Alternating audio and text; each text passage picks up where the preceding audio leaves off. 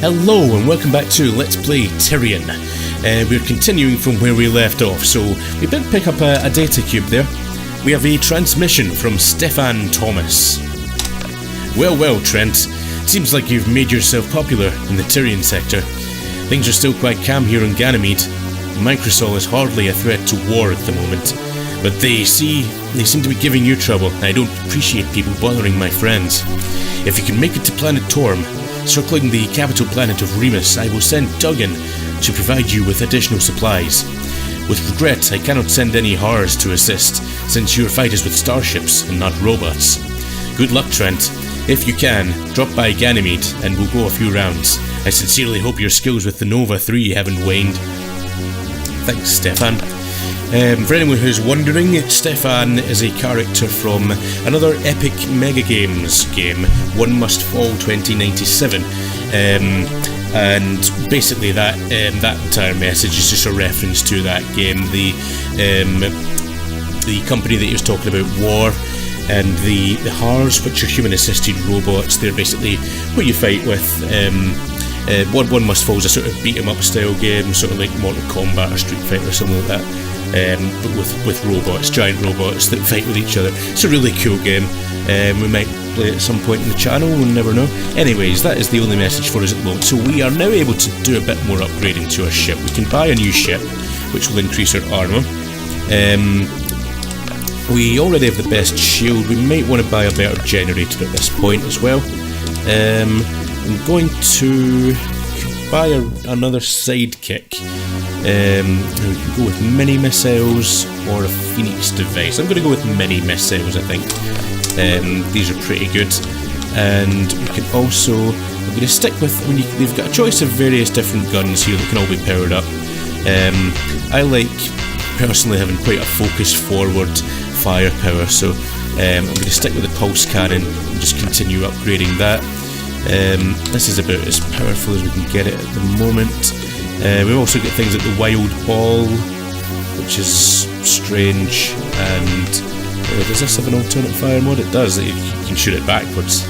There's the proton, which its alternate fire mode basically kind of forms a sort of shield around the ship, which is pretty cool. We're going to stick with the sonic wave for just now and keep it in forward fire mode. And with that, we have a choice this time of Asteroid 1 and Asteroid 2. We're going to go with Asteroid 1.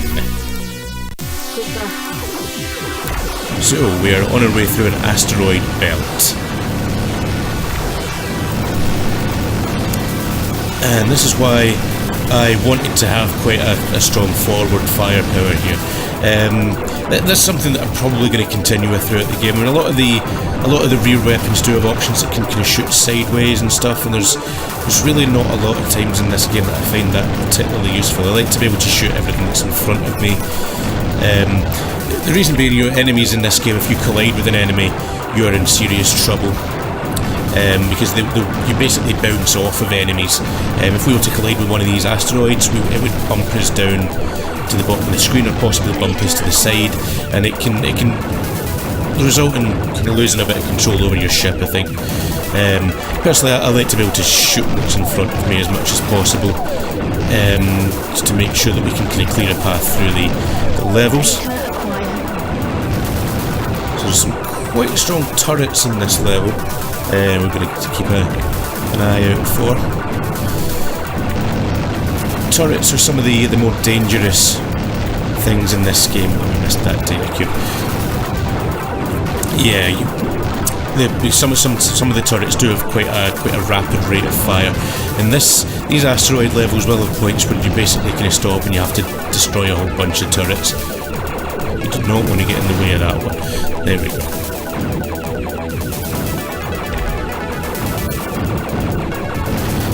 There we have a secret level, another secret level. This game is just full of secret levels.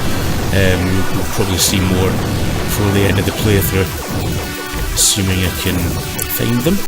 Some of them are better hidden than others, some of them are really quite hard to miss, to be honest.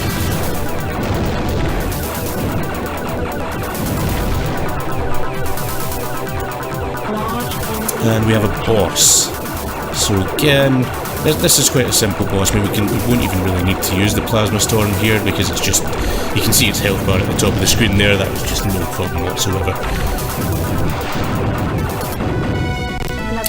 And we are on our way to another secret level. Let's read our data cubes. We have a merchant transmission from Savara. Hey Trent, looks like you've got a price in your head now. The guys at level 3 security say Microsol is after you and your parents are being investigated. What's going on? Drop by Midway and equip your ship, then we'll see if we can find a good hiding place for you. I owe you after all. We've plenty here for you. Rear sonic cannons, front lasers, medium armour, and the first of our shipment of Microsol shields. We've also found something interesting. Deep Space Pirate brought a couple of these weird green mechanisms back from the outer reaches of the sector. Seems the whole freighter fleet is out there looking for the Black Nova Stargate. Anyway, this green thing glows and emits a weird ionized field around it, but it's far too weak for a shield.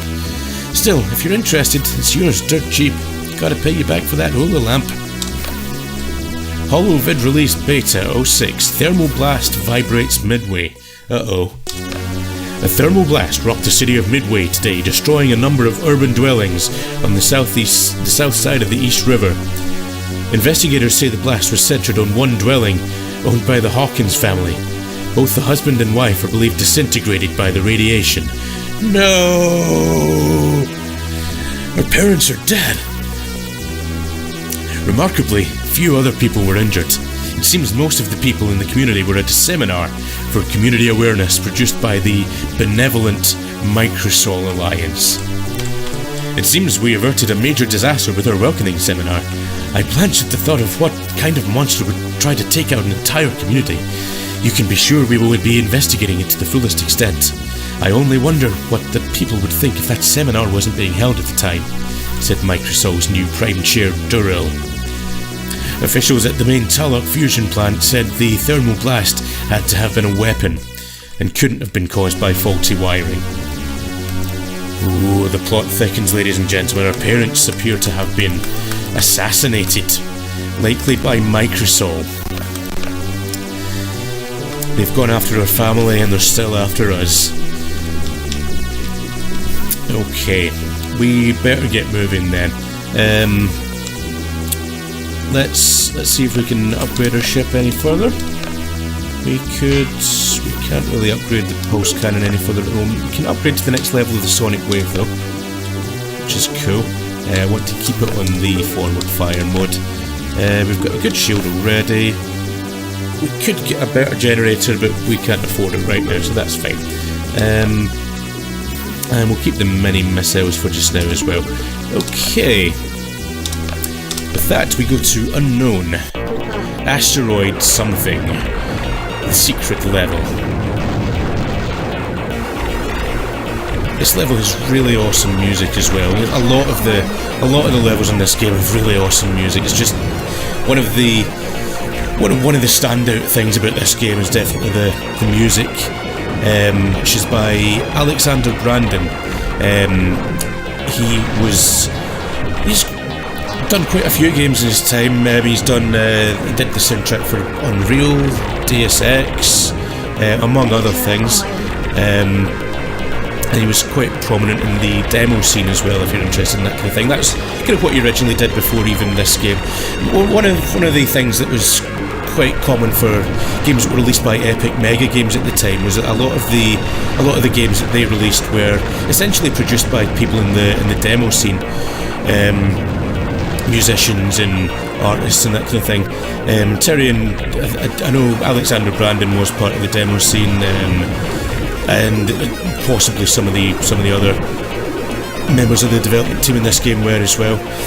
I'm not 100% sure about the rest, but the game has definitely got awesome pixel art and some really cool special effects as well. Like for 1995, some of the transparency effects were really cool. We almost didn't make it through there, but we just about did. That's fine. Yeah, there's some really cool kind of semi-transparent effects and some explosions and things like that. You needed a pretty fast computer to run this at high detail level at the time. You could scale down the detail level to improve that, but Obviously, with being a modern computer and running this in DOSBox, I can run it as fast as I want, so that's fine. Anyways, we made it through the secret asteroid level. We have a transmission. Intercepted transmission. Mantori, we have located 3 hyperspatial anomalies on the planet designated Tyrian. Please advise. Analysis indicates there is a 56% chance that entry will modify ship position to unknown location. Access code for probe 334G requested. Location of first anomaly is Stog Rock at priority drilled. Possibility of interference with normal operations 94%. Appears to be the only unusual anomaly in this sector. Dimensions access to submarcon registered version may provide additional anomalies. Yeah, I think what that's basically trying to say is get the registered version and you'll be able to play the whole game. Or something. Transmission source. PIB. PIB is our cat, ladies and gentlemen. Computer translation of feline language follows. It is necessary that you feed me. I have been stuck here in this house so long that I decided to meow into this idiotic computer in the hope that you get the idea. There are not enough chewy treats being placed into my bowl, and the gravy is too thin. Meow. Pib. Thanks, Pib. You're gonna have to sit tight for a while, Pib. We're not gonna be back for a bit. Okay, we can upgrade our ship again. Let's see, we can continue upgrading the pulse cannon. We have a few different choices here. We can go for the Vulcan cannon for the rear weapon. But no, I think we're gonna stick with the sonic wave, we're gonna stick with the forward mode. Get a decent shield ready. This is all fine, I think. This is all fine. Okay. Start level, and we are now heading into Savara. Savara is one of my favourite levels. What's interesting about this level is actually different depending what difficulty level you play the game in. If you play on the easier difficulty levels, you'll see a completely different level at this point. That's another one of the cool things about this game. A lot of replayability in terms of the fact that you can take different routes through the game. We just picked up a front weapon power-up, awesome. Yeah, you can take different paths through the game. Sometimes you've got a choice of levels to go to. Sometimes you've got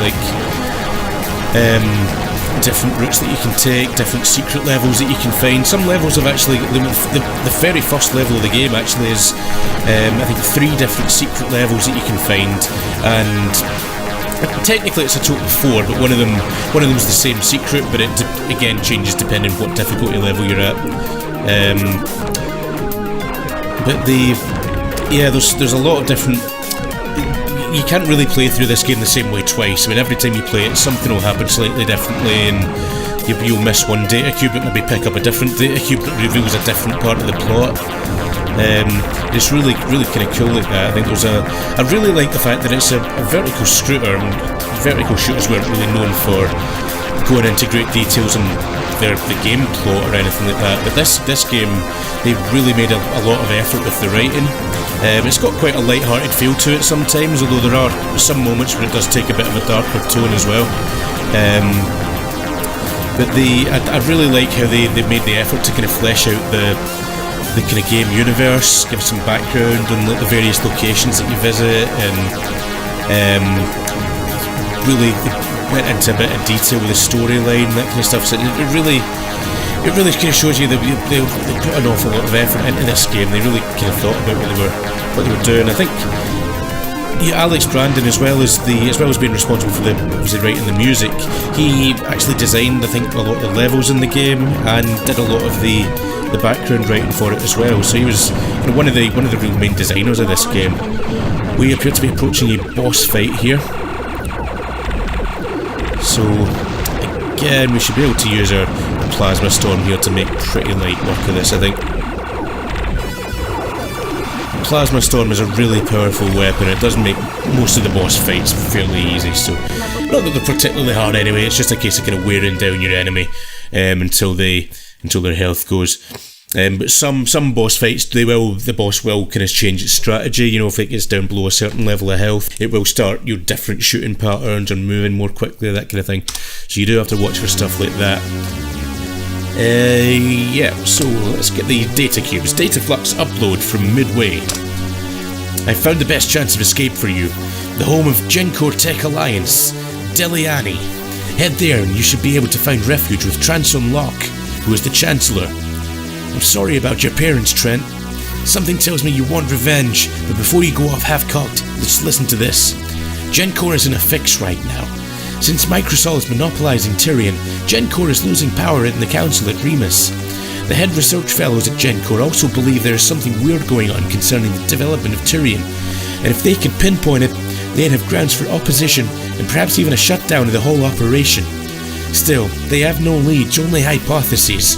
If you could provide some information from them, Gencor would hopefully help find the reason for Microsol's interest in your death. Good luck, Trent. Incoming transmission from Magnetower Center. We read you, Honor of Inspectrines, as Trent Hawkins, Tour Formation Pilot. I'm Transon Locke, Chancellor of the Gencor Tech Alliance. We need your help, Trent. Microsol is clearly after you. Deliani is being infiltrated even now by a whole fleet of Microsol patrol ships. We'll do our best to hold them off until you can reach us. Tyrian's rock formations are gravity controlling, you say? So that would mean Microsol is most likely to be using this new power source to build a fleet of incredibly fast warships. Their main goal is to take control of the sector, as some of our agents have discovered recently. We need you to be in our infiltration team, Trent. You're obviously one of the finest pilots in the sector from that maneuvering you just pulled off, so you can fly into Microsol's territory and discover exactly what they intend to do and when. In all your life, you'll never have a better opportunity of serving your sector. Head for Deliani and Javi, our security chief, will brief you on your first mission. Okay, we're heading for Deliani. We have a transmission from Stephen Thomas. I believe this is the same transmission we got earlier, so we don't need to read that again. Okay, we've got a little bit of money here. We could upgrade our ship again. Do we have any? We could maybe at this point upgrade our generator just to make sure we're staying in good power.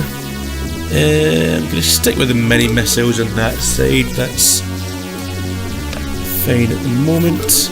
We've not been using them a huge amount anyway. Everything's been going fairly straightforward so far. Now, we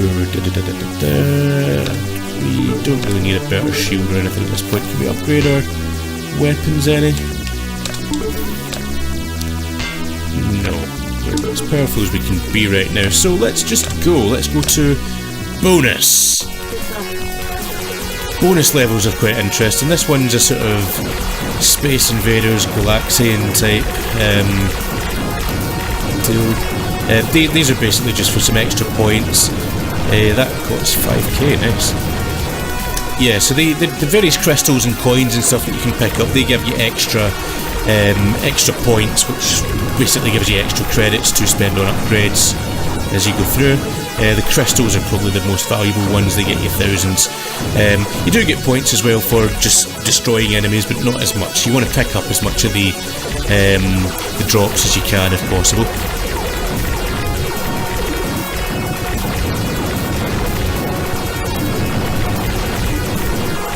Yeah, so this has been quite a profitable bonus stage by the looks of it. We're now 26,000 credits. Warning, trajectory heading intercepts minefield surrounding Deliani. Navigation through minefield necessary to reach Deliani. Unknown magnetic forces detected ahead. Okay, we're going to have to work our way through a minefield. We have the option of upgrading our ship at this point, so we'll do that. That will get us some stronger armour. I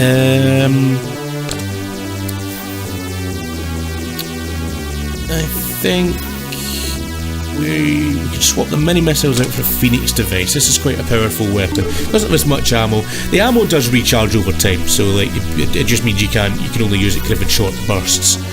That's already fine. We can upgrade this to the next level, and that will make us we're looking pretty powerful now. This is looking good. Okay, Deliani. We're in the minefield here.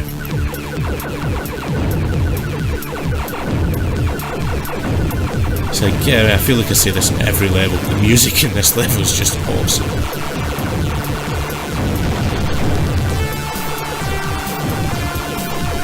Ah, we missed a data cube.